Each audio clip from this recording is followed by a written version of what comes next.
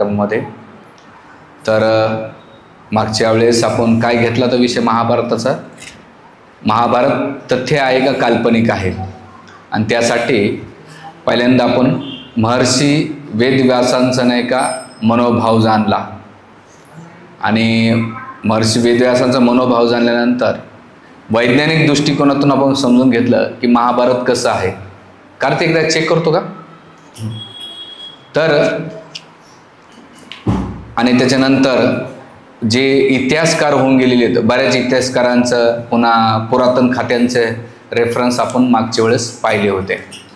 तर आज आपण पाहणार आहोत नेमकं दुसरा विषय असा असणार आहे की महाभारताचा नेमका उद्देश काय. जेव्हा वेदव्यासाने महाभारत रचना करायचं ठरवलं होतं तर त्यामागे प्रत्येक लेखकाचा एक उद्देश असतो. तर वेदव्यासाने 4 वेद, 18 पुराण, 108 उपनिषद, श्रुती स्मृती, उपवेद, त्याचे सूत्र, भरपूर काही लिखाण केलं. लिखाण केल्यानंतर पाहिलं की कलियुगामध्ये प्राय लोक नाही का अल्पबुद्धीचे आहेत, आणि अल्पबुद्धीचे असल्यामुळं हे वेदांताचं ज्ञान, विशेष करून संस्कृतीचे ज्ञान त्यांना समजणार नाही, उमजणार नाही. आणि त्याच वेदांमधून नाही का द्वैतवाद, अद्वैतवाद, विशिष्ट द्वैतवाद, असं द्वैत शुद्ध द्वैतवाद, असे कितीतरी तत्व निघालेले आहेत. म्हणजे एकच मूळ आहे, त्याच्यातून वेगळ्या वेगळ्या फांद्या निघतात. तसं वैदिक ग्रंथातून भरपूर काही निघाले, आणि कलियुगातली अल्पबुद्धी असल्यामुळे वेदव्यासानं पाहिले की नाही, यांच्या उद्धारासाठी आपण काहीतरी रचना केली पाहिजे, म्हणून त्यांनी धर्म, अर्थ, काम, मोक्षासाठी महाभारताची रचना केली. पण हा उद्देश पाहायला गेलं तर बाह्य कारण आपण सहजासहजी ऐकतो बा महाभारताचा उद्देश आहे धर्म, अर्थ, काम, मोक्ष, नाही. तर वेदव्यास त्याच्या मागचा देण्याचा उद्देश खूप गहन आहे. जसं उदाहरणार्थ पाहिलं गेलं तर वेदव्यासाने ब्रह्मसूत्र, वेदांत सूत्र रचना केली. ती रचना करण्याचं मागचं काय की त्याचे विषयांतर्गत किंवा विषयवस्तूनुसार 5 विविध लक्षणं त्याने सांगितलेली आहेत. पहिले लक्षण सांगितले आदिकारण. आदिकारण म्हणजे दुसरं त्या विषयाला धरून दार्शनिक भाषेचं, दुसरं प्रतिज्ञा, त्याच्यानंतर हेतू, उदाहरण, उपनयन आणि निगम, असे 5 तत्व देतात. आता वेदांत सूत्राचं जर पहिलं गेलं, विषय वस्तू घेतली किंवा आदी कारण सांगितलेलं आहे, तर पहिलं कारण सांगितलेलं आहे वेदांत सूत्राचं एक सूत्र दिले, अथोत ब्रह्म जिज्ञासा. म्हणजे मनुष्याने आपल्या जीवनाची जिज्ञासा केली पाहिजे, मी कोण आहे, माझा भगवंताची काय संबंध आहे, जन्माच्या पहिले माझं काय होतं अस्तित्व, आणि मेल्यानंतर माझं अस्तित्व काय राहणार आहे, आणि ज्या परिवाराला मी माझं म्हणतो ते माझं परिवार राहणार आहे का. जेव्हा ही जिज्ञासा तुम्हाला येईल तेव्हा तुम्हाला ब्रह्मसूत्राचं पहिलं वाक्य कामाला येतं, अथोत ब्रह्म जिज्ञासा, की त्यांना जिज्ञासा केली पाहिजे की अरे माझं वास्तविक स्वरूप काय आहे. आणि या जगामध्ये सगळे प्रयत्न करतो पण ही शाश्वत कोणतीच गोष्ट नाही, सगळं नश्वर आहे. तरी माझ्यावर एवढं मोहमायाचा प्रभाव पडलेला आहे की मला ती गोष्ट जाणवत नाही किंवा ती मला जाणून घ्यायची नाही, आणि समजलं तरी मला ती प्रॅक्टिकली जीवनात पालन नाही करायची. म्हणून इथे वेदव्यास सांगतात की पहिलं आहे ब्रह्मजिज्ञासा. म्हणजे याच्यामध्ये काय दिलेली आहे, पहिलं हे आदिकारण. आदिकारण काय की मनुष्य जीवनाचं मेन कारण काय, आणि कारण जर कळालं की त्याच्यानंतर त्याने जिज्ञासा केली पाहिजे, अथोत ब्रह्मजिज्ञासा. आणि मग त्या जिज्ञासेमध्ये प्रतिज्ञा दिलेली आहे. प्रतिज्ञा म्हणजे काय की ठीक आहे ही ब्रह्मसूत्र आहे, आणि मग यावरून असं कळतं की प्रतिज्ञा केली पाहिजे की आता परमसत्य कोण आहे बाबा.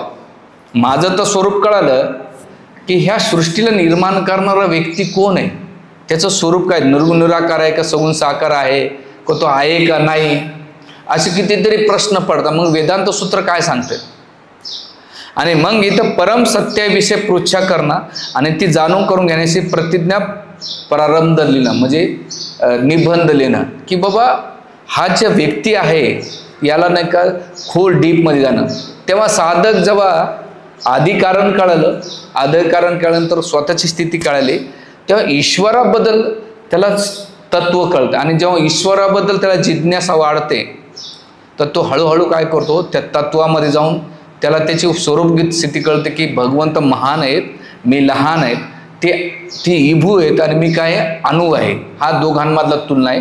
मी ह्या जगामध्ये माझं काहीच कंट्रोल नाही, मी काही करू शकत पण नाही, मला कोणीतरी कंट्रोल करता धरता आहे.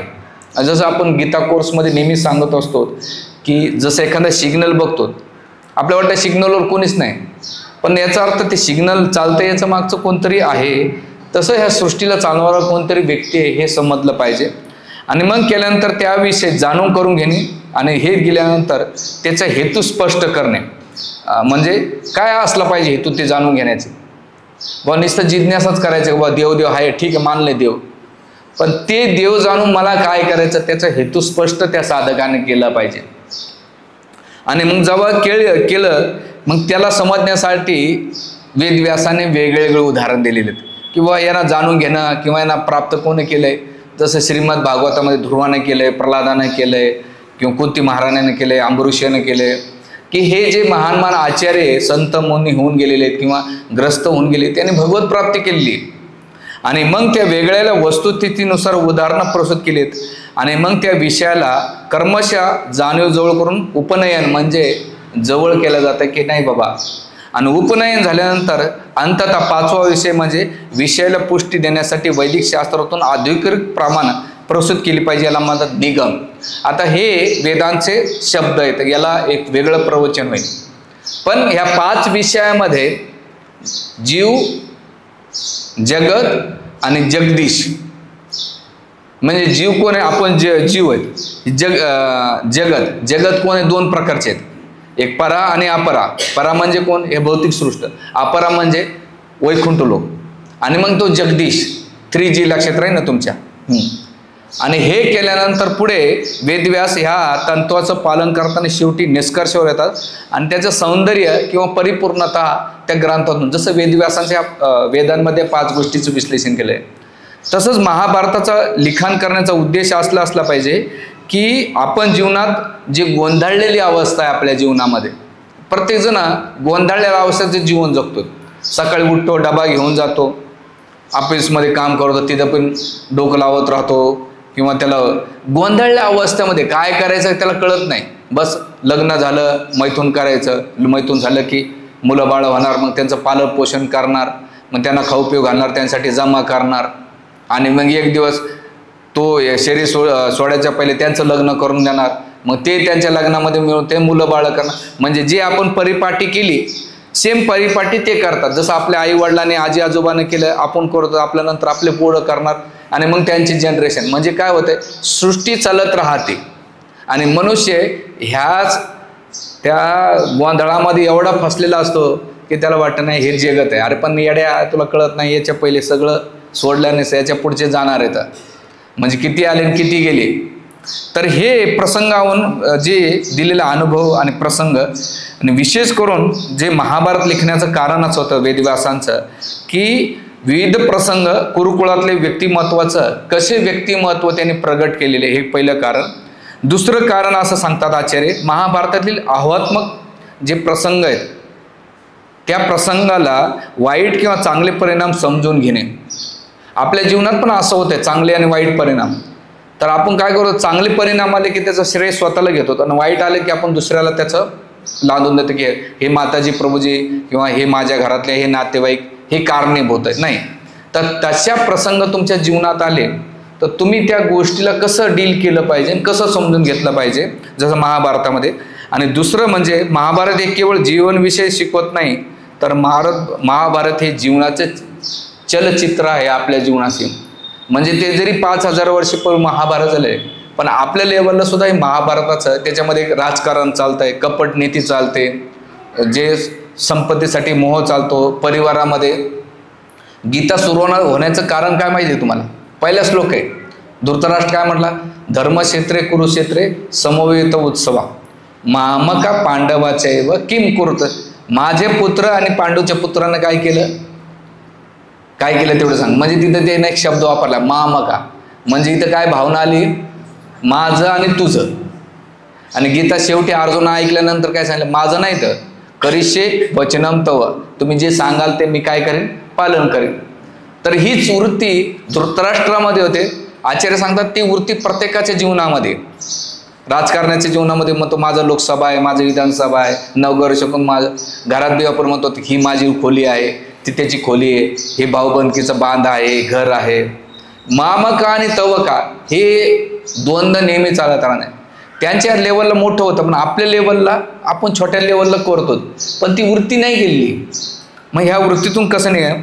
आणि मग वेदव्यास याच्या पुढे जाऊन सांगतात की याचा उद्देश काय आहे, की जीवनाचं चित्र समजताना ही जर वृत्ती आपल्यामध्ये आली तर त्याचे परिणाम काय होतात, आणि पांडवांची वृत्ती धारण केली तर काय होईल. त्याच्यानंतर धर्म आणि अधर्माचा भेद वेदव्यासाने स्पष्ट केलेला आहे महाभारताने.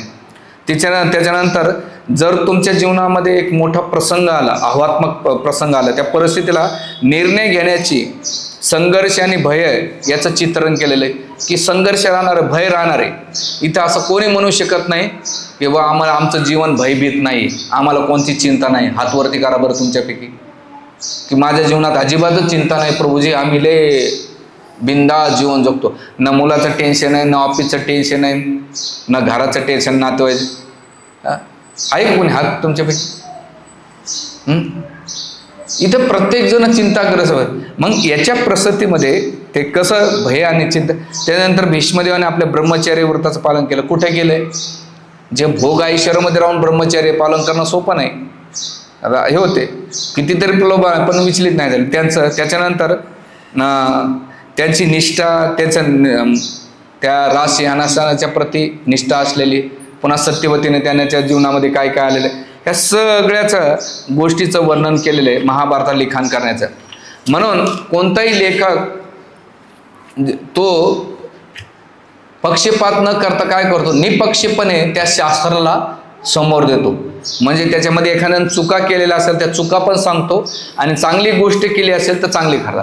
बरेच लोक जे आधुनिक लेखक आहेत, मी त्यांची नावं नाही घेणार, त्याने त्यांच्या पुस्तकामध्ये एकालाच हिरो करून टाकलेले आहे. पण महाभारतामध्ये वेदव्यासांचा दृष्टिकोन किंवा महर्षी वाल्मिकीचा दृष्टिकोन जेव्हा तुम्ही समजतात ना, तेव्हा आपल्याला ते खरं ज्ञान प्राप्त होते. आजकाल ते मृत्युंजय नावाची कादंबरी, युगंधर, याच्यामध्ये कादंबरी या शब्दाचा अर्थ काय, जो आपल्या मानसिक मस्तिकामधला जो काही गोष्टी ते आपल्या शब्दामध्ये व्यक्त करणं. पण प्रामाणिक जी गुरुशिष्य परंपरेतून आलेलं ज्ञान आहे, जे वैदिक ज्ञान आहे, विशेष करून ग्रंथात, ते जशाच तसं नाही देणं, याला परंपरा मानतात. पण त्याच्यामध्ये जेव्हा आपण कोणतीही गोष्ट आली आणि त्याच्यामध्ये तुम्ही काही मिक्स करून देतात तर ती कॉकटेल होऊन जाते, त्याचा फायदा होत नाही. तसं मग समाजामध्ये तसं मिसअंडरस्टँडिंग होऊन लोकांची तशी चेतना बनते. म्हणून लेखकाचं काम आहे, कोणताही वक्ता किंवा लेखकाचं हे काम आहे, निपक्षपणे त्यानं काय केलं पाहिजे, ते ज्ञान दिलं पाहिजे, कोणती बाजू न घेता. जसं पण पैसा कमवायचा, प्रसिद्धी कमवायचं असेल तर मग त्या एखादा निगेटिव्ह जरी असेल त्याला पॉझिटिव्ह करायचं. आता मृत्युंजयमध्ये काय केलंय, कर्णाला हिरो केले आणि भगवान कृष्णाला काय केलंय, खलनायक करून टाकले. आणि लोक आज बी जसं मी तुम्हाला एक घटना सांगतो, मी धुळ्याला पुस्तक वितरणा गेलो, 2010ची घटना असेल. तर आम्ही महात्मा गांधीचा पुतळा आहे तिथे फेमस, तिथे आम्ही गाडी लावली होती, त्याच्या मागं पोलीस स्टेशन होतं. तर आम्ही पुस्तक वितरण करण्यासाठी दुपारच्या टायमाला एका साईडला जानकीनपूर, एका साईडला मी, मोहन गोपाल मागच्या साईडला, मंगल गोविंद दुसऱ्या साईडला आम्ही पुस्तक वितरण. एका मी दुकानात गेलो होतो आणि त्याला सांगितलं बुवा कृष्ण ग्रंथ आहे, भागवत ग्रंथ आहे, त्याच्यानंतर आत्मसाक्षात्काराचं विज्ञान आहे, असे ग्रंथ मी दाखवत होतो. दाखवत असल्यानंतर तुम्हाला महाराज बसा, बसलो. तो म्हणतो मी घेईन पुस्तक बघतो, म्हणे दुर्योधन लय चांगला होता, रावण पण चांगला होता. म्हणे असं कसं काय म्हणता साहेब, म्हणे दुसऱ्याची पत्नी पळून नेली तर वाईट काय, वाईट काय हो याच्यात. म्हणलं अहो असं शास्त्रामध्ये तुम्ही चुकीचं बोलतायत. आता मी कसं, मला पुस्तक घ्यावा माझा हा येतो, आता त्याला तोड नव्हतं. पण तो काय म्हणतो, नाही नाही रावण खूप चांगला होता, काय दे ना, वाईट काय केलं, आवडलं घेऊन गेलं वस्तू. नेमकं हे आमचं दोघांचं डिस्कशन जोरजोरात चालू होतं. मी त्याला प्रेमानं समजून सांगत होतो, तो माझ्यावर जसं जसं तावा माझ्यावर, त्याची बायको आणि 2 मुली आल्या. म्हणजे जिथं गाळा होता त्या गाळ्याच्या मागं ते राहत होते. तुम्ही पाहिलं असाल ते दुकानामध्ये गाद्या टाकलेल्या असतात ना, आणि तिथं बसलो आणि म्हटलं आता याच्याकडे कुठं वेळ घालायचं. पण तेवढ्यात आल्यानंतर त्याच्या 2 पोरी दिसायला खूप सुंदर होत्या, बसल्या. म्हणलं शेवटचं म्हणलं यानं पुस्तक घेऊ न घेऊ, आता आपल्याला बाण काढावाच लागतो. काढला. म्हणलं साहेब राग नका येऊ, एक उदाहरण देऊ का. हो द्या ना महाराज. म्हणलं तुमची मुलगी रस्त्याने जाताना कोणी उचलून घेऊन गेलं, तुम्ही त्याला चांगलं म्हणाल का वाईट म्हणाल. हो महाराज तुमच्या डोक्यात पान झालंय का. मला जेव्हा तुमच्या मुलीवर आलं तेव्हा तुम्ही माझ्यावर राग भरले आणि तुम्ही राम आणि कृष्णावर तुम्ही असंच बोलतात, सीतेवर असंच करता, रावण चांगला होता, दुर्योधन चांगला होता. मी जर असं म्हटलं तर तुम्हाला राग येणार नाही का? मी असं म्हटलं तुम्हाला राग आला तर तुम्ही डायरेक्ट असं करता. त्याची बायको म्हटली नाही महाराज बोल रहे वो सही आहे. लगेच एक कृष्ण घेतला, म्हटलं बघा इकडं तिकडं कचरा वाचून तुमची बुद्धी भ्रष्ट करू नका आणि दुसऱ्याचे पण नका. माहीत नसेल तर चालेल, अज्ञान असेल तर चालेल, पण ज्ञानाच्या नावाखाली तुम्ही गोंधळ घालू नका समाजामध्ये. आणि मग त्याने ते पुस्तक घेतले. सांगायचा मुद्दा असा आहे की तथाकथित जेव्हा आपण पुस्तकं वाचतो किंवा तथाकथित ऐकतो तेव्हा आपली बुद्धी भ्रष्ट होते आणि तेच आपण काय करतो दुसऱ्याला सांगतो. म्हणून वेदव्यासांचा दृष्टिकोन आपल्याला समजणं महत्त्वाचं आहे. म्हणून इथे वेदव्यासाने काय दिलेलं आहे, मेन उद्देश धर्म कसा विजय होतो. म्हणजे इथे जर पाहायला गेलं महाभारतामध्ये धर्म आणि अधर्मातला जो संघर्ष रेखाटला शाश्वत, ते वेदव्यासाने जशास तसा आपल्यासारख्या व्यक्तीने दिलेला आहे. बाबांनो हे ग्रंथ जेव्हा वाचतात तर तुम्ही दोनच गोष्ट बघा, धर्माचा दृष्टिकोन बघा आणि अधर्माचा दृष्टिकोन बघून नाही का तुम्ही तुमच्या जीवनातले निर्णय घ्या. जर तुम्ही अधर्माच्या दृष्टिकोनातून जगता तर नाश होणारच आहे. आणि पण धर्म पालन करताना तुम्हाला संघर्ष संकट समस्याला जावं लागते. धर्म सहजासहजी तुम्हाला विजय देत नाही. जसं सोनं असतं जमिनीतून निघतं ते छोटे छोटे असतात, पण अग्नी टाकल्यानंतर ते एकत्र होतात आणि त्याच्यामध्ये 24 कॅरेट बनत आहे. तसंच वेदव्यासांना प्रत्येक साधकाला धर्माच्या दृष्टिकोनाच्या जे कन्वे आहे त्याच्यातून टाकायचं आहे वेदव्यासांना. आणि मग तो साधक पक्का होतो. जेव्हा त्याच्या जीवनामध्ये तो जीवन जगत असतो पारिवारिक सामाजिक किंवा आर्थिक, तो त्याला दोन चक्षु भेटतात, एक धर्माचा आणि अधर्माचा चक्षु होत. म्हणून वेदव्यासाने काय केलं, धर्माचा कसा सदैव विजय होतो आणि हे स्थापित करणे वेदव्यासाचा मुख्य उद्देश होता महाभारत लिखण्याचा. आणि हे करीत असताना वेदव्यासाने कमीत कमी 7 गोष्टी याचं वर्णन केलेले की महाभारताचा हा धर्म दिले. पण याच्यामध्ये त्याने 6 गोष्टी, एक म्हणजे काय सांगितले, आदी पर्वाचा पहिला अध्याय श्लोक नंबर 99 ते 101 ह्या श्लोकांमध्ये 99, 100 आणि 101 3 श्लोकामध्ये याचं वर्णन केलंय. विस्तार कुरुवंशस्य. पहिला शब्द काय झालाय की कुरुवंशाचा विस्तार करणे, की कुरुवंश किती महान होता, कुरु महाराजांचा इतिहास किती महान होता. म्हणून भगवंत पहिला जो श्लोक वेदव्यास लिहितात गीतेमध्ये कोणता, धर्मक्षेत्रे कुरुक्षेत्रे, म्हणजे ती जमीन सुद्धा किती पवित्र होते की साक्षात भगवंताने तिथं धर्माचं बीज घातलंय.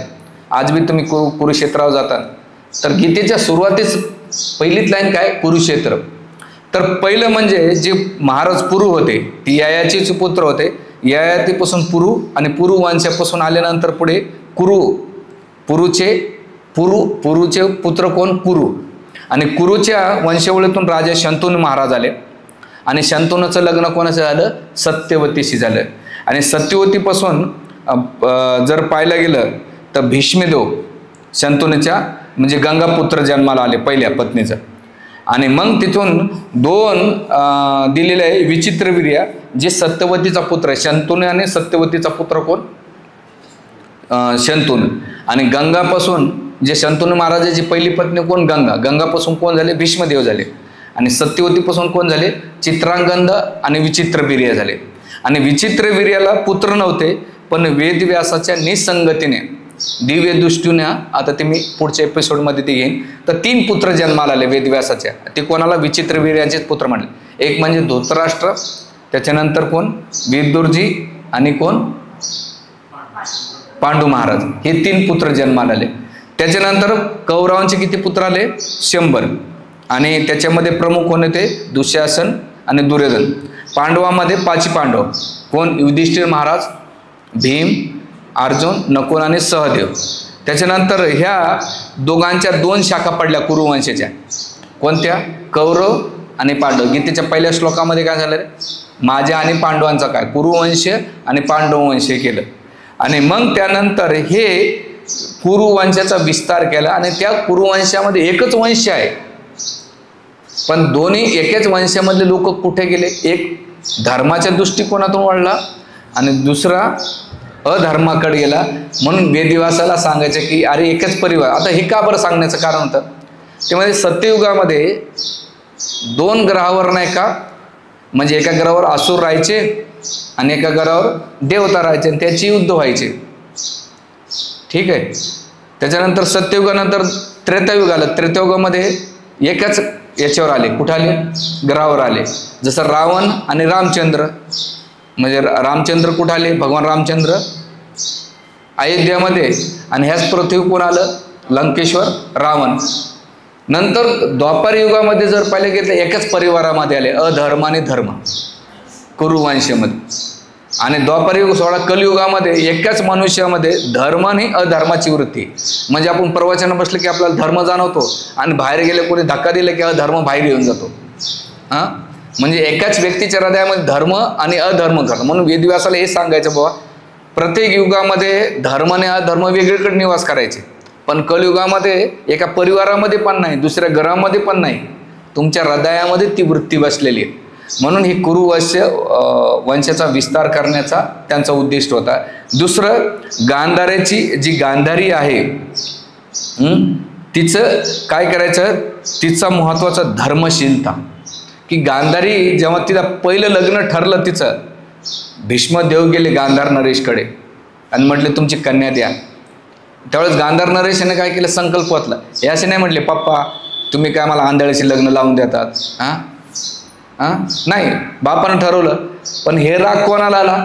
शकुनीला. शकुनी म्हटलं की जसं माझी एवढी बहीण सुंदर आहे आणि आंधळ्याला बांधलेली, मी जोपर्यंत कुरुवंशाचा नाश करत नाही तोपर्यंत मला शांती लाभणार नाही. म्हणून तिथून अतिरेकी त्या टायमाला होते, आज बीत नाही तालिबान. तो शकुनी तिथून सगळं सोडून आला, राज्य संपत्ती सगळं सोडून आला आणि इथं मुद्दाम निवस. आणि जोपर्यंत त्याने सगळ्याला मारलं तर मारलं, स्वतः पण मेला. म्हणजे किती ईर्ष्या आणि किती द्वेष असेल याची कल्पना करा. म्हणून इथे महत्वाचं की गांधारीने आपला पती आंधळा असल्यामुळं पतिप्रेम तिला समर्पण केलं आणि आयुष्यभर डोळ्यावर पट्टी बांधली. तिने पट्टी कधी उघडली? महाभारताच्या युद्धाच्या पहिले जेव्हा दुर्योधन गेला होता, तुम्हाला शक्ती पाहिजे, ते म्हणले की तू नग्न अवस्थेत ये. पण त्यावेळेस भगवान कृष्ण म्हणले अरे एवढा मोठा झालास तू आणि आई पुढे नग्न जातो, तुला कळतं का काही? मग त्याने केळीचे पानं लावले आणि जसं की ना डोळ्याची पट्टी उघडली, लगेच ते पाहते, सगळी शक्ती दिली, सगळं शरीर लोहासारखं झालं. पण तेवढाच पाठ काय झाला? राहिला. आणि मग पुढे भीमानं तिथं मारून नाही का त्याचा वध केला. म्हणजे एवढी पतिव्रता. आचार्य सांगतात की 2 व्यक्ती जर पवित्र असेल, एक ब्रह्मचारी त्याचं चांगलं कठोरपणे पालन केलं आणि पतिव्रता धर्म पालन केला, तर दोघांच्या शक्तीचा प्रभाव नाही का आज पण प्रभाव पडतो. म्हणून इथे पहिली गोष्ट पती धर्माचं पालन करणं. दुसरं मातृधर्माची निष्ठा. आपले 100 पुत्र मारले गेले तरी गांधारीने त्यांच्यावर प्रेम ठेवलं. ती चुकीला चुकीच म्हटली. तिनं कोणाला मातृप्रेमामध्ये तिनं अधर्माची बाजू नाही घेतली. ती दुःशासनाला आणि दुर्योधनाला नेहमी सांगायचे की तुम्ही चुकीचं वागतायत.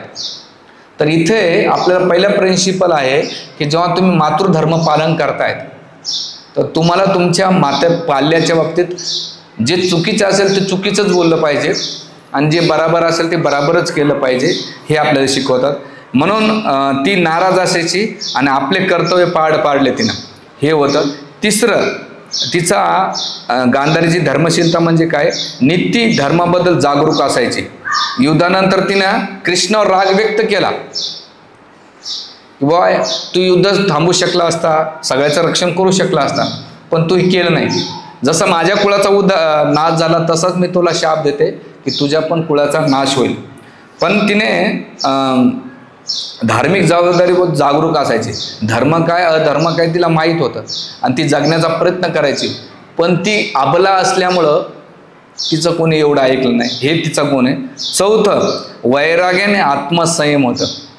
की तिच्या जीवनात जर पाहिलं तर वडीलधारासह तिने काय केलं? पतीसोबत कुठे गेली? ती वनवासाला गेली शेवटी आणि गेल्यानंतर शेवटचा काळ तपस्या मार्ग घालून तिनं वैराग्य, संयम आणि धर्माच्या मार्ग घालून हे मूर्तिमान गांधारीचं चरित्र वेदव्यासाने आपल्यासमोर प्रगट केलं. हे एक पात्र खूप घेण्यासारखे येणाऱ्या काळामध्ये मी ती घेईन.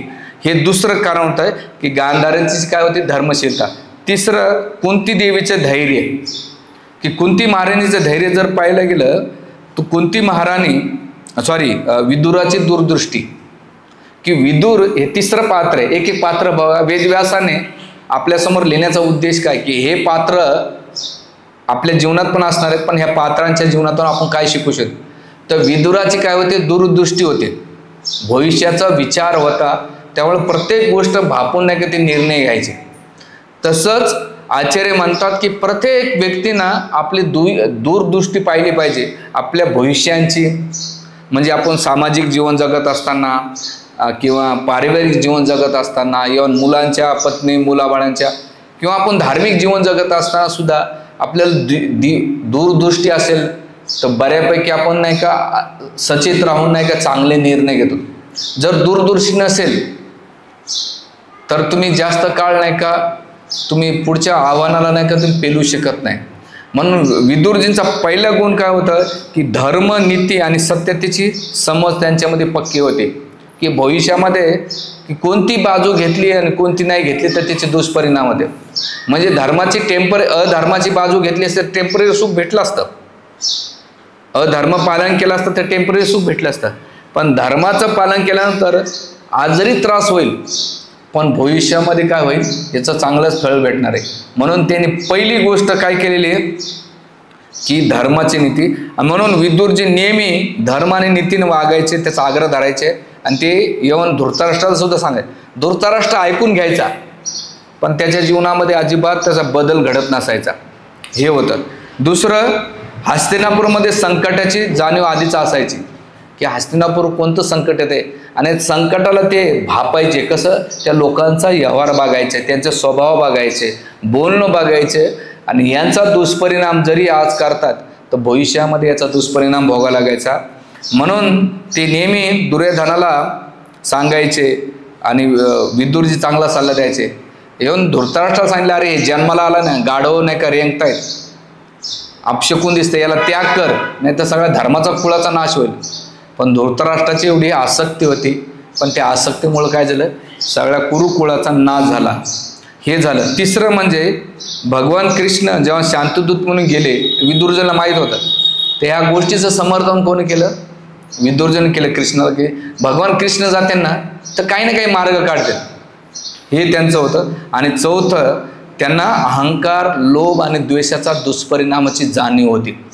तर ह्या गोष्टी हे सहारा घेत आहेत. दुर्योधन, दुःशासन, धृतराष्ट्र आणि त्याचे पुत्र विकर्ण, कर्ण, शकुनी किंवा जेवढे काही आहेत यांच्यामध्ये अहंकार, लोभ आणि दोष याचे परिणाम होते. आणि त्यांनी स्पष्ट सांगितले की ह्या दोषामुळं वंशाचा नाश होईल. म्हणजे विदुरजींचं काय होतं, दूरदृष्टी होती आणि ती वेदव्यासाने काय केले आपल्या ग्रंथांमध्ये जसं तसं टाकलेले. म्हणजे सांगायचा मुद्दा काय की विदुराकडे 3 गोष्टी होत्या, नीती, विवेक आणि तटस्थ आदर्श होतं. आणि त्यानुसार त्यांनी निर्णय घेतले आणि ते सफल झाले. त्याच्यानंतर पुढचा जर मुद्दा पाहिला, कुंती देवीचं धैर्य पाहिलं. वेदव्यासाने कुंती देवीचं धैर्य स्पष्ट केले. कसं केलंय, पहिलं म्हणजे ती कुमार अवस्थेत झालेली जबाबदारी.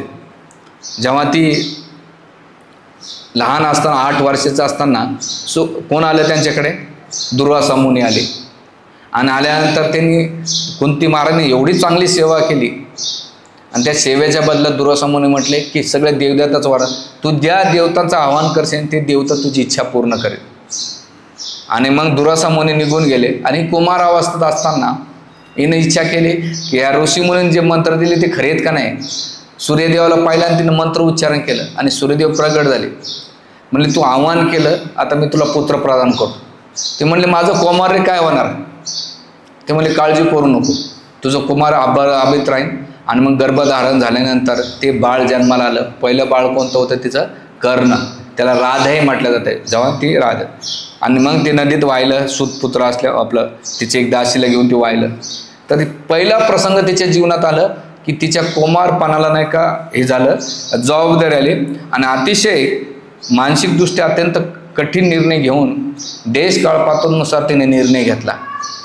तर इथे आपल्याला आपल्या जीवनात पण असे काही प्रसंग आले तर मानसिकदृष्ट्या खचून न जाता, विचलित न होता, हडबडीत निर्णय न घेता, शांत डोक्याने आपण आपल्या जीवनातले निर्णय घेतले पाहिजे की त्यामुळं धर्माचं रक्षण होईल, त्याचं पण समाजाचं पण भलं होईल आणि सगळ्या गोष्टी व्यवस्थित पार पडतील हे दिसलं. दुसरं कुंती महाराणीचं धैर्य म्हणजे पांडू महाराजांच्या मृत्यूनंतर जबाबदारी आली, कारण की माद्री काय झाली, सती झाली आणि मग पांडवांची जबाबदारी एवढी भेटली की लहानपणापासून दुर्योधनानं विष पाजण्याचा प्रयत्न केला, लाक्षागृहामध्ये जाळण्याचा प्रयत्न केला, राज्य नाही दिलं, पुन्हा सुन्याचा आबरू लुटण्याचा प्रयत्न केला, अस्त्रशस्त्रांना वार न करण्याचा प्रयत्न केला, कितीतरी गोष्टी आल्या. पण अशा प्रसंगामध्ये सुद्धा कुंती महाराणीने धैर्य ठेवून पांडवांना सपोर्ट केला आणि ते दुःखामध्ये तिनं कधी तक्रार नाही केली की माझ्या माहेरचे सपोर्ट करत नाही, सारसाचेट सपोर्ट करत नाही. ते एक म्हणायचे भगवान कृष्ण जेव्हा जेव्हा संकट येतात तेव्हा तेव्हा संकट मला भगवंत वाचायतात. म्हणून तिने काय केलं, त्या पांडवांना वडिलांची आणि आईची भूमिका निभून त्या परिस्थितीला अत्यंत वाईट परिस्थितीला पार पाडलं. त्याच्यानंतर राजकीय आणि संकटाचं धैर्य नव्हतं की कितीतरी राजकीय संकट आले कुंती महाराणीच्या जीवनात, पण स्थित होती. जेव्हा वाटलं बोलायचं तेव्हाच ती बोलली. आणि सगळ्यात महत्त्वाचं की शेवटी महाभारताच्या युद्धानंतर राज्यबाबत सगळं झालं तिला, पण ते राज ऐश्वर्यामध्ये अजिबात पडली नाही. वैराग्याचे जीवन जगलं आणि वनात जाऊन तपस्या करून तिने भगवंताला प्राप्त केलं. याला म्हणतात कुंती महाराणीचं धैर्य किंवा कुंती महाराणीचं चरित्र वेदव्यासानं स्पष्ट केलं. हे झालं चौथी गोष्ट. पाचवी गोष्ट, भगवान वासुदेव जे श्रीकृष्ण आहेत त्यांचं महात्म्याचं वर्णन केलेलं आहे की काय की भगवान कृष्णाने धर्माची स्थापना करण्यासाठी म्हणजे सगळ्यांचा नाश करावा आणि दुसरं माझे मार्गदर्शन दिलं, विशेष करून भगवद्गीता, की जो धर्माची बाजू घेईन त्याला मी त्याच्यासोबत शेवटपर्यंत राहीन आणि जो अधर्माची बाजू घेईन तो जीवनभर त्याचा नाश केल्याशिवाय राहत नाही. म्हणून भगवंताने काय केलेलं आहे, इथे धर्म स्थापना करण्यासाठी आणि आपल्यासारख्या जीवन उद्धार करण्यासाठी मार्गदर्शन दिले, ते म्हणजे भगवद्गीता दिली. त्याच्यानंतर कुशल पॉलिटिक्स भगवान कृष्ण कधी केव्हा, आता महाभारतामध्ये भगवान कृष्णाची पॉलिटिक्स एवढी भारी दिसते की तुम्ही कल्पना नाही करू शकत. आणि त्याबरोबर त्या पॉलिटिक्स बरोबर जर पाहिलं तर शांतीदूतून म्हणजे भगवंत प्रत्येक अवस्थेमध्ये एवढा परफेक्ट रोल निभावतात, या जगात बाकीच्यांना कोणाला तो रोल जमत नाही हे दिलेले.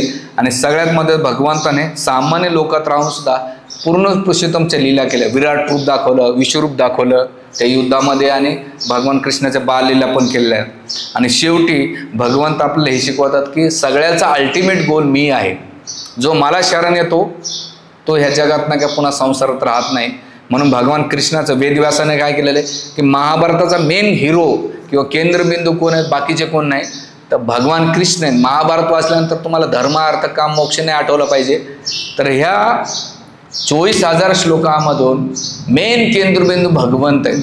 भगवंत जेवढे आपल्या राण्यासोबत राहिले नाही, कुठं हस्तिनापूरला आपल्याला द्वारकेला कुठं राहिले ते जास्त, हस्तिनापूरमध्ये राहिले, पांडवांसोबत राहिले. म्हणून द्वारकेचा राणा पांडवांच्या घरी. आपण तुम्ही भजन ऐकलं शांताबाई शेळकेंचं, हे दिलेलं आहे. त्याच्यानंतर पांडू महाराजांचं सत्यपरायणता की पांडू जे होते त्यांनी जेव्हा कुंती महाराजांना सांगितलं की तुला देवतांचा आशीर्वाद आहे, तो असे पुत्र जन्माला, तर पहिलेच कुंती नाही म्हटली, पण म्हणले माझा आदेश आहे. म्हणून कोण्या देवताला बोलव, ते म्हणे धर्मराजाला बोलव. म्हणजे का, धर्म जर पहिले तुमच्या जीवनात आलं तर बाकीच्या पुढे गोष्टी खूप महत्त्वाच्या. आणि मग धर्मराजापासून कोण झाले, युधिष्ठिर राजा जन्माला आले. त्याच्यानंतर धर्माचं रक्षण करायचं असेल तर बळ लागतं, धर्म जर त्याला बळ नसेल तर तो रक्षण नाही करत. मग पांडू महाराजांना सांगितलं कुंती महाराजाला की तू वायुदेवाचं स्मरण कर, आणि वायुदेवाच्या कृपेनं कोण झाले, भीम झाले. बरं, यांना धर्माला आणखीन शक्तिशाली करण्यासाठी कोणतरी पाहिजे, तर मग इंद्रापासून कोण आले, अर्जुन जन्माला आले. आणि मग हे 3 जन्माल्यानंतर पांडू महाराज म्हणतात नाही तुझ्याकडे, माद्रीला काय कर तू वरदान दे. आणि मग माद्रीला वरदान दिल्यानंतर माद्रीपासून 2 पुत्र जन्माला आले, नकुल आणि सहदेव. ते कोणाचे पुत्र होते, अश्विनी कुमाराचे पुत्र होते. म्हणजे त्यांनी काय केलं, सत्यपारायण आचरण स्वतःच्या जीवनातून दाखवलं आणि असे पुत्र जन्माला घातले की जे आपल्या व्यक्तिगत स्वार्थ साध्य न पण समाजासाठी यांचं खूप मोठं धर्माचं रक्षण करा. धृतराष्ट्राचं यांच्या दोघांचं जर पाहिलं गेलं तो धृतराष्ट्राने सगळे पुत्र जन्म कसे घातले? अधार्मिक घातले. आणि इथं पांडू महाराजांनी पुत्र जन्माला घातले ते कोणते घातले? धर्माचे घातले. म्हणून भगवान कृष्ण त्यांच्यासोबत राहिले आणि भगवंतांनी काय केलं? धृतराष्ट्राच्या पुत्रांचा नाश केला. आणि इथे ह्या 5 पांडवाचं वर्णन केलं. त्याच्यानंतर शेवटी सांगितलेले धृतराष्ट्र पुत्रांचा दुर्व्यवहार. वेदव्यासाने काही लपवून नाही ठेवलं, जे आहे ते ठेवलं. की याच्यामध्ये जे जे पात्र आलेले आहेत त्या पात्राचं वर्णन केलंय. जसं दुर्धनाची ईर्ष्या आणि अभिमान. त्याने सांगितलं 5 गाव आम्हाला द्या. किती? पण धृतराष्ट्र आपलं दुर्योधन काय म्हटला? सुईच्या टोका इतकी जमीन सुद्धा मी देणार नाही. सुईच्या टोका इतकी. जाताना किती घेऊन गेला? सुईच्या टोका इतकी पण नाही घेऊन गेला. तिथं आपल्याला सांगतात की ह्या जगामध्ये जो अभिमान ईर्ष्या करतो ना, सगळं माझंच माझं, तर जाताना सुईच्या टोका इतकं घेऊन जात नाही तरी त्याला अभिमान आहे. म्हणून इथे दिलेलं आहे की सगळं त्यांना संपत्ती ऐश्वर्य कपटनीतीनं काय केलं? जुगार खेळला, पांडवांचे राज्य संपत्ती हडपलं, पण काही घेऊन गेलं नाही हे दिलेले. त्याच्यानंतर त्याने अधर्माच्या वृत्तीनं द्रौपदीचं वस्त्रहरण केलं. आणि कुठे केलं? ती काही साधारण स्त्री नव्हती. आजकाल कलियुगामध्ये सुद्धा असं ओपनली कोणा स्त्रीचं वस्त्रहरण होऊ शकत नाही. त्या टायमाला तर द्वापारयुग होता, पण सगळ्या सभेमध्ये तिचं वस्त्रहरण करण्यात आलं आणि मग त्याचं अपमानजन केलं आणि त्याचा दुष्परिणाम झाला. तिसरं, पांडवांना लाक्षागार जाळण्याचा प्रयत्न केला, त्यांना विष देण्याचा प्रयत्न केला आणि कितीतरी असे कपट कारस्थान त्याने त्याच्या जीवनात केले. आणि वनवासात शेवटी 13 वर्ष वनवास अज्ञातवासामध्ये पण छेडलं त्यानं वनवासात असताना. म्हणजे इथं धृतराष्ट्रपुत्रांचे जे काही स्वभाव होते, दुर्योधन, दुःशासन, कर्ण, जयद्रथ, शकुनी, हे सगळे पात्र वेदव्यासाने जसे स्पष्ट केलेले. म्हणून वेदव्यास प्रारंभी सांगतात की धर्माच्या आणि अधर्माची शाखा आहे. जी धृतराष्ट्राचं जे पुत्र आहे, धृतराष्ट्राची शाखा अधर्माची, ते म्हणतात की हे जे वृक्ष आहे, ह्या वृक्षाचं मेन मूळ कोण आहे? धृतराष्ट्र आहे. आणि ह्या वृक्षाला म्हणतात क्रोधमय वृक्ष. आणि ह्या क्रोधाची तुलना किंवा त्या वृक्षाची तुलना कोणाशी केलेली आहे? दुर्योधनाशी केलेली आहे. आणि ह्या वृक्षाचं खोड असेल ते कर्ण आहे आणि त्याच्या शाखा आहेत. त्या वृक्षाच्या शाखा कोण आहे? शकुनी. म्हणजे याची त्याला काड्या लावायच्या, चुगली करणं किंवा भांडण लावणं. भांजे मेरे बच्चे, तुम्ही पाहिलं असं असे पोट फिरवतो. लंगडा का होता? त्याचं कारण सांगतात महाभारतामध्ये. जेव्हा गांधारीचं लग्न ठरलं कोणाशी? धृतराष्ट्र. तेव्हा दिवशी त्यानं पाय मोडून घेतला. का बरं घेतला? मी जेव्हा जेव्हा लंगडं चालेल तेव्हा तेव्हा मला आठवण की माझ्या बहिणीसोबत अन्याय झाला. आणि जीवनभर म्हणजे त्यासाठी लंगडा चाललाय. वेदव्यास हे पण गोष्ट वर्णन करतात. आपल्याला माहीत नसेल, आपल्याला वाटलं असंच लंगडं चालतं काय? नाही नाही, त्याच्या मनामध्ये ती वारंवार मी जेव्हा लंगडा चालेल तेव्हा तेव्हा माझ्या मनात नाही का ती जी प्रतिशोधाची भावना आहे, रेवेंजची बदला घेण्याची भावना आहे, त्यासाठी तो लंगडा चालवतात. डोळे पण त्यानं तसे.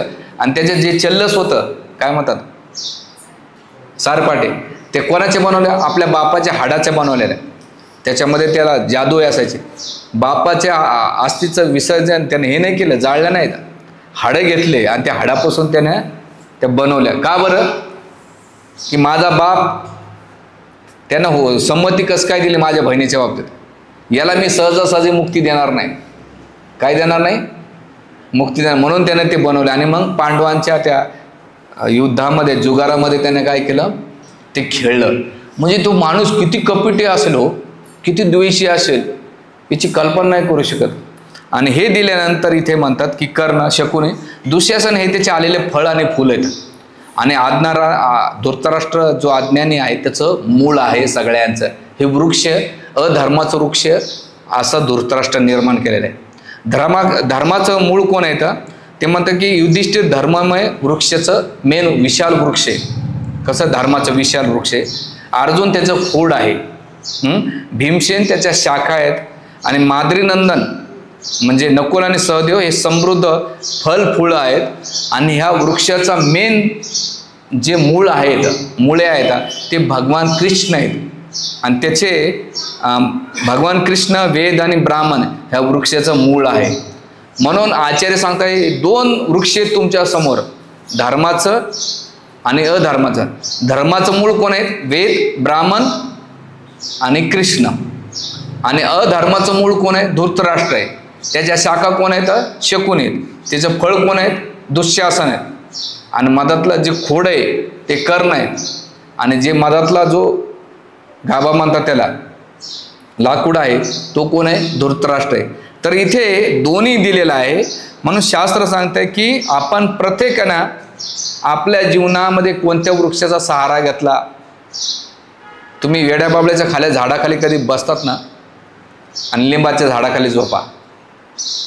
वेड्या बाबळ्याच्या झाडाखाली तुम्ही झोपू शकत नाही, कारण ऊन लय लागतंय, काडे कधी टोचत राहतात.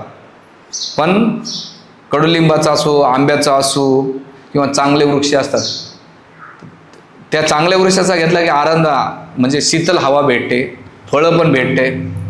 म्हणून आचार्य म्हणतात की मी तुमच्या जीवनात कोणत्या वृक्षाचा सहारा घेणार आहे त्यानुसार तुम्हाला त्याचे काय भेटणार आहेत? फळं भेटणार आहेत, तुम्ही ठरवा. आणि म्हणून इथे शास्त्र वेदव्यासन सांगितलेले की यापुढे जाऊन पांडवांनी संतांचं मार्गदर्शन घेतलं, शास्त्रादोष निशा केली, आणि सगळ्यात महत्त्वाचं भगवान कृष्ण त्यांचे नेहमी संरक्षण राहिलेले. म्हणजे पांडवांच्या जीवनात कोण होतं? ब्राह्मण होते, वेद होते आणि भगवान कृष्ण होते. अच्युत, विप्र आणि वेद होते. आणि पांडवाने काय केलं? ब्राह्मणाला पण नकार दिला, वेदांना पण दिला आणि भगवान कृष्णाला पण दिला, आणि त्यांचा सर्वनाश झाला. तसं साधकांच्या जीवनात 3 लोक असले पाहिजे. भगवंत असले पाहिजे, शास्त्र असलं पाहिजे, आणि ब्राह्मण. ब्राह्मण म्हणजे कोण? जो ज्ञान देतो, मार्गदर्शन करतो, त्याचं घेतलं पाहिजे. मग आता प्रश्न इथं असं म्हटलं जात आहे की वेदव्यास पहिल्या अध्यायामध्ये शेवट वैदिक शास्त्राचा अभ्यास करण्याचं सूत्र सांगतात की ते म्हणतात की जर तुम्हाला ह्या शास्त्राचा अभ्यास करायचा असेल तर तुमच्या भौतिक शक्तीनं तुम्ही शास्त्राचा अभ्यास नाही करू शकत. बऱ्याच वेळा शास्त्र वाचायला घेतलं ना झोप लागते, एक तर होते. दुसरं कारण जो वाचाय जरी घेतलं तर समजत नाही, आणि समजलं तर ती उमजत नाही.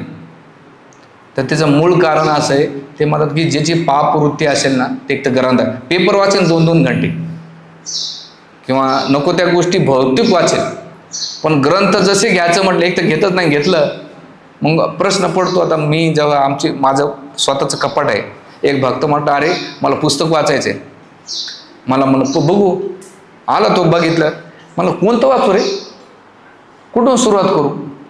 म्हणलं बघ आता एवढे पुस्तक आहेत, 150-200 पुस्तकं आहेत माझे. दुसरं कपाट आहे ते बी दाखवलं, बाजूलाच आहे, प्रभूजीनं पाहिले. आणि एक कपाटामध्ये 2 असे कप्पे भरलेले. शेवटी त्यानं 15-20 मिनटं पाहिलं, जाऊ दे याच्यातलं कोणतंच नाही वाचत, बरं आहे आपला मोबाईल प्रवचन ऐकायला, निघालं ते. म्हणजे काय होत आहे? सांगायचा मुद्दा असा आहे की आपली इच्छा असेल आणि आपली शुद्ध भावना असेल तर ते शास्त्रातून मर्म बाहेर निघते. मन तुम्ही ताक करतात ना, लोणी काढताना एकदाच असं केलं का तर निघतं का? अरे कितीतरी नाही का ज्या खोबायतनं लय मोकळ्या करावं लागतात तेव्हा ते बटर निघ. आजकाल तर लय भारी माताजी मिक्सरमध्ये टाकतात, गुरुंग गुरुंग गुरुंग केलं की लोणी बाहेर येत आहे. हां, तसं नाही. त्यामध्ये शास्त्राचं जेवढं तुम्ही मंथन करता तेवढं तुम्हाला काय होईल? ज्ञानाचे रत्न प्राप्त होतील. सुरुवात तर करा. रात्री आता मी काल माताजीचा एक बड्डे होता, म्हणजे प्रभूजी माझ्यासाठी प्रार्थना करा, काही आदेश. मला माताजी एकच करायचं, रात्री झोपताना तुम्ही खूप दिवसभर काम करता, जॉबला जातात, रात्री झोपताना 5 मिनटं मी एक श्लोक वाचेल. किती? तुमच्या पुढच्या बड्डेपर्यंत तुमचं पुस्तक वाचन. म्हणजे यस प्रभूजी मी वाचेल. खूप दिवसाची इच्छा करते की मला एक दिवस सुट्टी भेटेल, आणि सुट्टी भेटल्यानंतर मी सगळे पुस्तक नाही का एकत्र घेईन आणि असं वाचत बसेल. माताजी म्हणजे प्रभूजी बऱ्याच वेळा सुट्टी भेटली, मी काय केलं? 2च गोष्टी केल्या. एक तर झोप काढली आणि दुसरं काय केलं?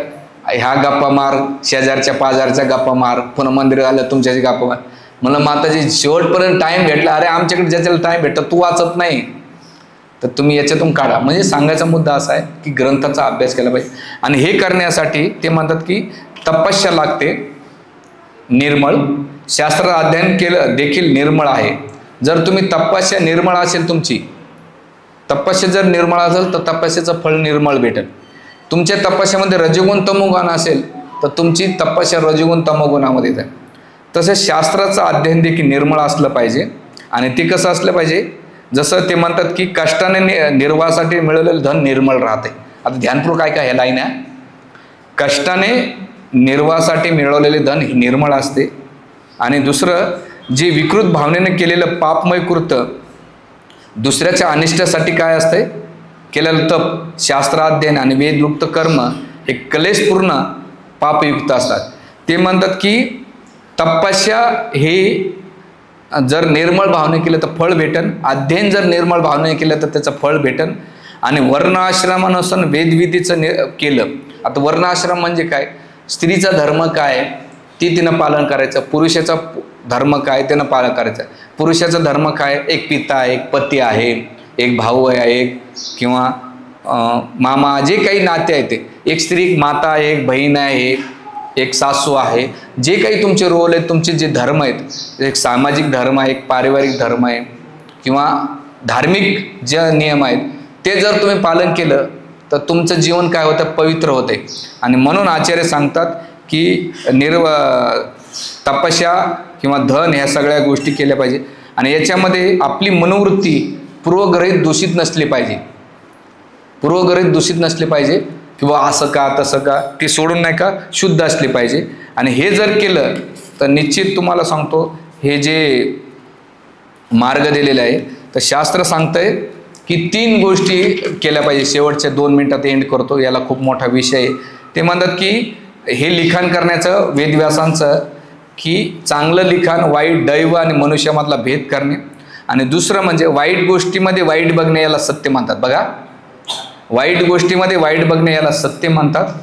वाईट गोष्टीमध्ये चांगले बघणे याला औदार्य म्हणतात. काय, वाईट गोष्टीमध्ये चांगले बघणे याला औदार्य म्हणतात. चांगल्या गोष्टीमध्ये वाईट बघणे याला अस्पष्ट दृष्टी, मात्सर्य आणि द्वेष म्हटलं जाते. चांगल्या गोष्टीमध्ये सुद्धा वाईट बघणं, पण चांगल्या गोष्टीमध्ये चांगले बघणे याला म्हणतात सभ्यता. तुम्हाला कळलं? हां, तुम्ही कशात काय बघतात त्याच्यावर तुमचा रिझल्ट राहणार आहे. तुम्ही चांगल्यात वाईट बघत असताना तर असभ्य. म्हणून आपण प्रत्येक व्यक्तींना सांगायचा मुद्दा असा आहे की जे महाभारत आहे, रामायण हे ग्रंथ आहेत, आपल्याला नाही का आध्यात्मिक 3 लेवलला गायडन्स करतात. एक म्हणजे दैवाच्या स्तरावर आपल्याला नेऊन सोडतंय, त्याच्यानंतर मनुष्य स्तरावर कसं राहिलं पाहिजे ते सांगतात, आणि आपल्या व्यवहारामध्ये आपण कसं राहिलं पाहिजे ह्या सगळ्याचं समन्वय तुम्ही जेव्हा साधता तेव्हा आपल्याला काय होईल की ह्या जीवनाची परिपूर्णता होईल. म्हणून वेदव्यासाने आपल्यासमोर स्पष्ट पिक्चर मांडलेला आहे. त्या पिक्चरमध्ये असं काही कपटपणा दाखवलं नाही किंवा लपाछपी नाही केलेली. त्याच्यामध्ये ते म्हणतात की अरे बाबा, हे ग्रंथ मी तुमच्यासाठी दिलेले, आणि तुम्ही जर याचं गण अध्ययन केलं तर तुम्हाला जीवन जगण्याच्या सगळे तत्व कला कळून जातात. त्यामुळं तुम्ही याचा अध्ययन करा, आश्रय घ्या आणि आपलं जीवन सफल करा. 1,00,000 श्लोकाचं आहे आणि महाभारत एवढं सुंदर वाचायला की तुम्ही घंटोघंटी वाचू शकता. अशा स्टोरी आहेत भारी भारी, याच्यातली गोष्टी त्याच्यामध्ये स्टोरी. आणि जेव्हा भीष्मदेव आणि युधिष्ठिराचा संवाद चालू होता ना, ते म्हणतात अरे मला तर काहीच कळलं नाही आतापर्यंत तत्वज्ञान. पण त्यासाठी पहिले भगवद्गीता वाचा, भागवत वाचा, शिशी वाचा, नंतर ते वाचा. तीच ग्रंथ नाही वाचले हे वाचत बसताना तर मुश्किल होईल. रोजचे 1-1 पान वाचा तर हे असं होऊन जाईल. तर हे वेदव्यासानं आपल्याला सांगितलं. आता याच्या पुढे वेदव्यासांचा जन्म किती कॉन्ट्रोवर्सी आहे त्याची चर्चा करू, तर तो योग्य आहे का अयोग्य आहे, आणि शास्त्राचा दृष्टिकोन आणि आधुनिक लेखक त्याचं कसं विकृती करतात त्याच्यावरची येणाऱ्या याच्यामध्ये घेऊन. आणि त्याच्यानंतर वेदव्यासाचा जन्म झाला की पांडवांचा जन्म, जे पांडवांचा जन्म वैद्य का अवैद्य ते घेऊ. पुन्हा त्याच्यानंतर सेशन असणारे द्रौपदीचे 5 पती कसे होऊ शकतात, आणि मग रामायणाचं असे सगळे पुढचे 15-16 टॉपिक आहेत ना, ते असे कॉन्ट्रोवर्सीज आहे. हे तुम्हाला सांगण्याचं कारण काय, मुद्दा म्हणजे ध्यानात ठेवा. जेव्हा तुम्ही समाजात जाता आणि तुम्हाला लोक भेटतील आणि तुम्हाला कोणी असा प्रश्न केला तर तुम्ही जेवढं ऐकलं किंवा जो अध्याय अभ्यास केला तो तुम्हाला कन्व्हिन्स असलं पाहिजे. तुम्ही सांगितलं पाहिजे की अरे नाही असं नाही, असं आहे. तुम्हालाच माहीत नसेल, नाही जातो प्रभूजी सांगतात भक्तीचं तत्वज्ञान, आणि नंतर मग खिचडी भात होतो, आम्ही खातो ना घरी येतो, माळा केल्या तर केल्या, नाही तर करत बी नाही. तर तसं नको व्हायला. मला तुम्ही येडे गबाळे नको आहे, मला कसे पाहिजे, ज्ञानी पाहिजे. त्यासाठी मी हे सगळं टॉपिक घेतो. तर येणाऱ्या सेशनमध्ये घेऊ. आणि आता मी 2-4 टॉपिक पण तयार करून ठेवले. नास्तिक लोकांचे लक्षण, आस्तिक लोकांचे लक्षण, आणि भरपूर विषय येतात. आता वेळ आपल्याकडं खूप कमी आहे, भविष्यामध्ये करूया. हरे कृष्णा कृष्णा कृष्णा हरे हरे हरे राम राम राम हरे. तर खूप खूप धन्यवाद आणि सॉरी, कारण की आज मंदिरात खूप मोठा